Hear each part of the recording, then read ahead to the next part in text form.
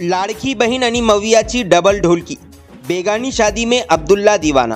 विरोधकांनी लाडकी बहीण योजनेबद्दल भरम पसरवायचा पुरेपूर प्रयत्न केला। काँग्रेस तर ही योजना बंद पाडायला कोर्टात गेली होती, पण महिलांनीच पुढाकार घेऊन 1.5 कोटी नोंदण्या केल्या आणि विरोधकांचे घमंड मोडून काढले। महिलांच्या पुढाकाराने आणि महायुतीच्या प्रयत्नांनी ही योजना यशस्वी करून दाखवली आहे। लोकांनी त्यांना तोंडावर पाडले आहे, हे बघून आता विरोधक पलटी मारत आहेत।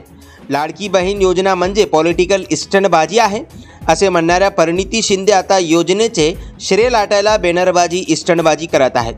तर काँग्रेसचे धीरज देशमुख तर महिलांना लाडकी बहीण योजनेत पात्र झाल्याचे अभिनंदनपर मेसेज पाठवून चमकोगिरी करत आहेत।